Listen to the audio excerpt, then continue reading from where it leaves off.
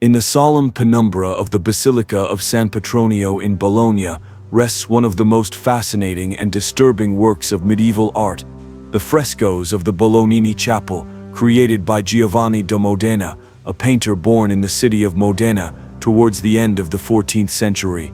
His full name, Giovanni di Pietro Filippi, does not appear among the most resonant in Italian art, yet his legacy in this chapel consecrates him as one of the most intense visionaries of the late Gothic period. He worked mainly in Bologna, a city where an atmosphere of intellectual freedom allowed him to unfold all his imagination, and where the stone walls became portals to the divine and the infernal. In the year 1408, after the death of the wealthy merchant Bartolomeo Bolognini, his last will was fulfilled to embellish his family chapel with a series of frescoes representing paradise, hell, and the story of the Magi. Giovanni was chosen for this monumental task, and through it he brought to life one of the most striking visions of Christian eschatology ever painted.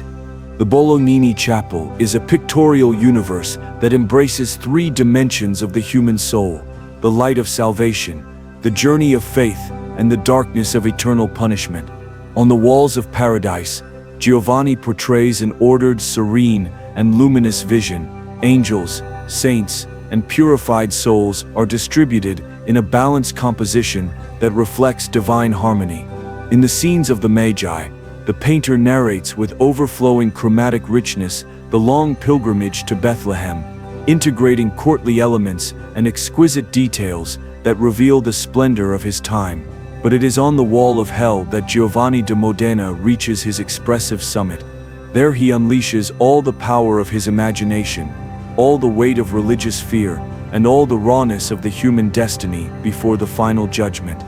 Giovanni da Modena's hell is not merely a representation of punishment but a visual warning, a theology in images meant to shake the conscience. Freely inspired by Dante Alighieri's Divine Comedy, the artist organizes the scene in descending levels toward ultimate damnation, with Lucifer at the center devouring the traitors. The structure of the fresco, populated by demons, serpents, and tortured souls, unfolds in a spiral logic that drags the viewer toward the heart of horror. The naked bodies twisting, the shadows, and the intense reds of the fire still seem to vibrate today with disturbing realism. Giovanni achieves in this work a balance between Gothic drama and the first Renaissance impulses of anatomy and movement. His figures preserve the spiritual stylization of the Gothic, but their gestures and faces begin to reveal the inner emotion of the human being. Among the most unsettling symbols of the fresco stands a figure that has generated controversy for centuries. The Prophet Muhammad, identified by the inscription Mohammed, appears among the condemned, torn apart by demons. This representation, inherited from the medieval Christian vision that regarded Islam as heresy, has been the subject of intense debate. In its time, it served to reinforce the idea of a single revealed truth. In the present, it is perceived as a reflection of the religious prejudices of the age. Yet beyond the polemic, his presence in the fresco shows the breadth and severity of medieval theological thought, where art not only illustrated faith, but also imposed it. The figure of Muhammad has made this fresco a topic of discussion and even in recent times, the cause of threats and scandals, reminding us of how art can remain a burning flame in the collective conscience. Legend has it that Bartolomeo Bolognini, the benefactor, expressly requested that hell be made as horrible as possible, and Giovanni fulfilled that wish completely. Every corner of the fresco vibrates with tangible fear. Demons twist into hybrid forms, half beasts, half men. Souls are dragged by serpents, emerging from the fire. Sinners are punished precisely according to their sins. The miser is devoured by burning coins, the lustful one consumed in fiery embraces, the traitor bitten by Lucifer himself. The composition is dominated by an ordered chaos, where every figure seems to scream a moral message, an echo of the human soul confronted with its own choices. Above, the architectures of paradise contrast with this abyss. Their all is geometry, balance, and golden light. Angels hold crowns, saints gather in harmony, and the Virgin Mary shines as mediator between God and man. Giovanni, with his brush, articulates the essential duality of the Christian soul: fear and hope, fall and redemption. His visual narrative not only describes the possible destinies of the soul, but proposes an emotional pedagogy. Look at hell to fear it, look at heaven to yearn for it. The cycle of the Magi, occupying the other side of the chapel, adds a note of beauty and movement. The adorned horses, the rich fabrics, the faces of the wise men, and the radiance of the guiding star reflect the human dimension of faith. The journey of the Magi is not only a biblical tale, but a metaphor of the path of knowledge. In this balance between the celestial, the earthly, and the infernal, Giovanni da Modena builds a symbolic universe where the human soul mirrors the cosmos. The fresco technique employed by Giovanni shows exceptional mastery.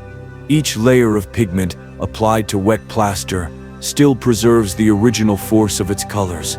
The intense reds, ochres, deep blacks, and golds combine to create a vibrant atmosphere. His line, though firm, maintains poetic sensitivity.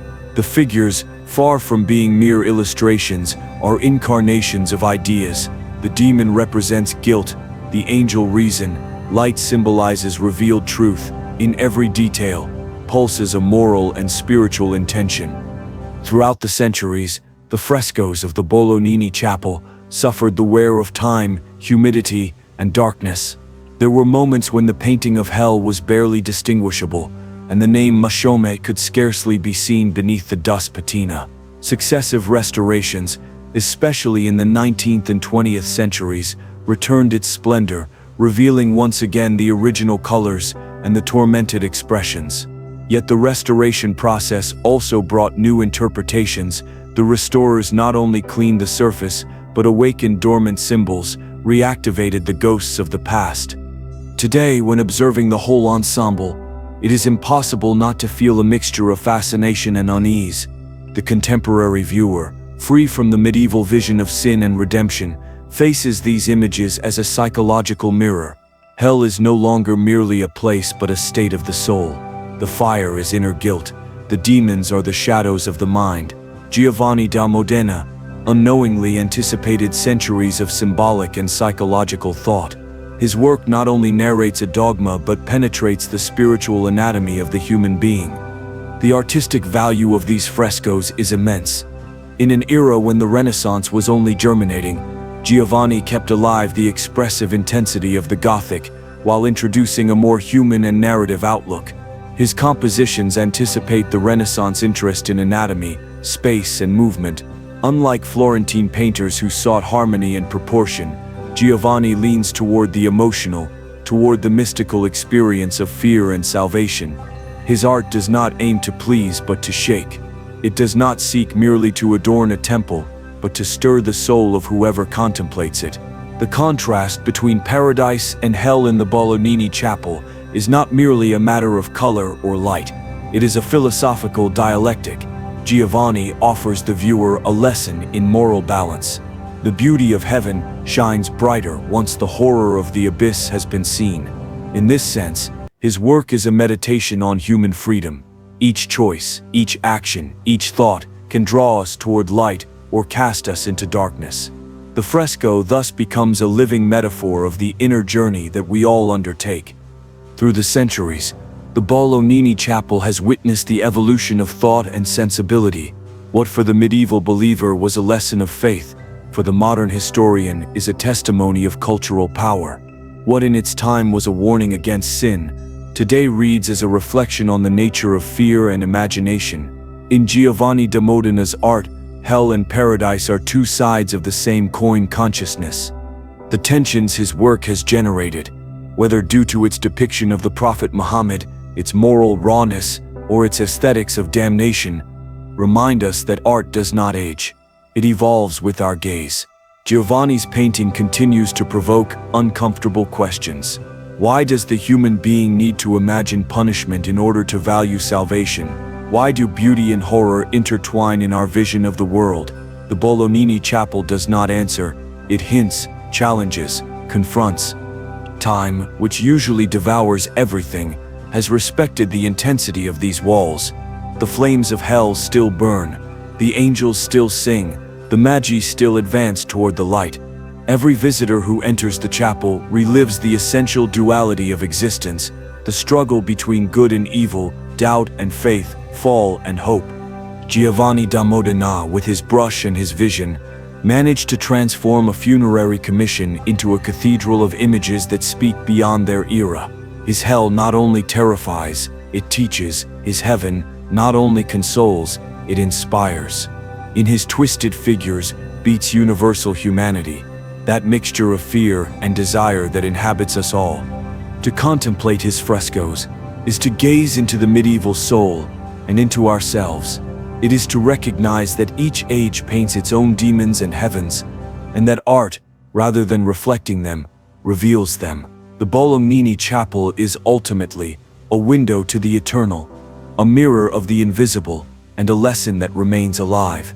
Everything we fear and everything we long for was once painted, in silence, on the damp wall of a church in Bologna, by the hands of a man who knew how to see in darkness the radiance of the divine. As one steps into the dimness of the Bolognini Chapel, the air grows dense, almost tangible, heavy with centuries of faith, fear, and silence. The modern lights barely brush the walls covered in ancient pigment, and yet those figures seem to move with supernatural vitality. There, Giovanni da Modena did not merely paint a doctrine but a map of the human soul. In every gesture, in every shadow, beats the eternal conflict between good and evil, between guilt and forgiveness. It is not a work to be passively observed, it is a work that observes us. Whoever enters that chapel becomes, unknowingly, part of its spiritual narrative. The eyes of the condemned seem to follow you, and the serene gazes of the saints invite you to rise. Experts agree that Giovanni's genius lay in his ability to synthesize the theological with the human. While other artists of his time clung to the conventions of dogma, he dared to endow his characters with authentic emotion. In his hell there are no caricatures of evil, but reflections of human passions, anger, greed, lust, betrayal. Each sin is represented as a story, as an inner fall. Giovanni understood that the true punishment was not in the external fire, but in the burning of the conscience that finds no redemption. In this sense, his vision is profoundly psychological and surprisingly modern. The symbolism of his work has been interpreted in many ways throughout the centuries. Some historians see in his hell a political warning, a veiled criticism of the corruption and moral decay of the powerful classes of his time. Others interpret the complete cycle, paradise, magi, and hell, as an allegory of the journey of the soul from the birth of faith to its loss, and finally, to salvation. In this reading, Giovanni was not merely a religious painter, but a visual philosopher. The spatial arrangement of the frescoes seems to follow an ascending and descending logic, an almost musical structure where light and shadow compose a moral symphony. What is most fascinating about Giovanni da Modena is that, though profoundly medieval, he anticipates the spirit of the Renaissance. In his figures there is movement, humanity, flesh. His Lucifer is not merely a monster. He is a being of corrupted beauty, a fallen angel still echoing with splendor. His angels, in contrast, possess a softness reminiscent of Fra Sanalico, but with a somber touch, a silent warning. It is as though Giovanni understood that beauty and horror are inseparable, that all light casts shadow, and that the human soul inhabits precisely that middle ground. The mystery surrounding his life has contributed to the fascination with his work. Little is known of his masters, and even less of his personal life. There are no records of great journeys, nor of renowned schools to which he belonged. He was a discreet man, a craftsman of faith. Yet his work speaks with a voice that transcends anonymity.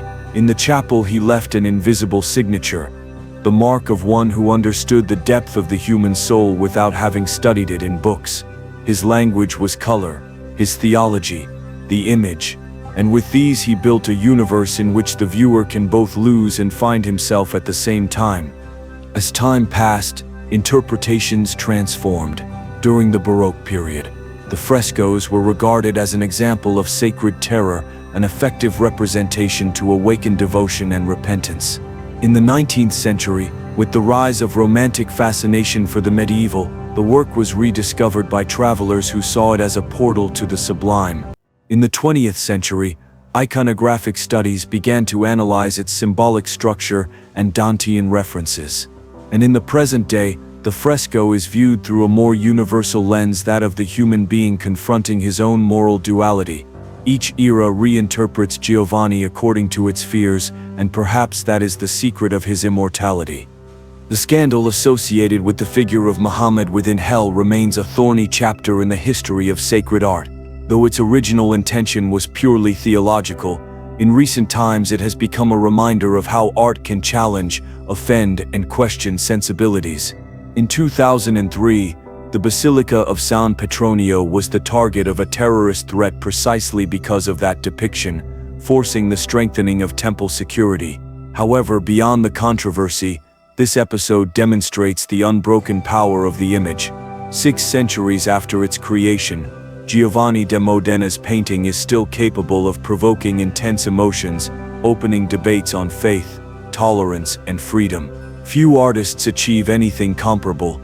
Giovanni's hell does not merely terrify, it hypnotizes. There is a macabre beauty in its composition, a perfect balance between chaos and form. The way he organizes the figures, the manner in which the flames intertwine with the bodies, the visual rhythm that guides the eye from the upper circles to the center where Lucifer reigns, all follows a spiritual mathematics. Every pictorial movement has a moral purpose. There is no gesture without meaning. There is no shadow that does not speak. Hell in Giovanni's hands becomes a score for the soul. The modern restoration of the chapel not only rescued the original colors, but allowed for a deeper understanding of the master's technique. Through pigment analysis, it was discovered that Giovanni used uncommon mixtures to achieve deeper tones, combining minerals with organic compounds that produced an almost translucent texture. This technical mastery reveals that he was not merely an executor of commissions, but an experimenter, an alchemist of color. In his time, when light depended on candles and the walls breathed humidity, making a painting shine with such force was an act of genius. When observing the complete work, one realizes that Giovanni da Modena did not wish to portray heaven and hell as external places, but as states of being. His painting is a moral mirror. Paradise symbolizes inner harmony, the balance with the divine. Hell, on the other hand, represents the disturbed mind, the guilt that cannot forgive itself, spiritual disorder. Between both, the cycle of the Magi embodies transition, the journey of consciousness toward truth. This interpretation turns the Bolognini Chapel into more than a religious monument. It becomes a visual treatise on the human condition. Today, when the world seems to move between the euphoria of progress and the shadow of despair, his hell could be seen as an allegory of the present, souls trapped in their desires, faces consumed by ambition, bodies seeking redemption amid chaos of their own creation. His paradise, on the other hand, reminds us that peace is not found in power or wealth, but in inner harmony. And the Magi, always on their way, represent the search, the faith that persists even when the world darkens. Giovanni da Modena, that silent artist of Bologna, perhaps never imagined that his work would survive 6 centuries. Yet there it stands, still speaking to us in the language of color and symbol. His frescoes do not merely decorate a temple, they are a meditation on eternity. In every brushstroke lies a prayer, in every shadow a secret. To contemplate his work is to face what we are, when the lights go out and only conscience remains. In that moment we understand that hell and heaven are not beyond us. They are within us, painted with the same matter Giovanni used to give form to his immortal vision.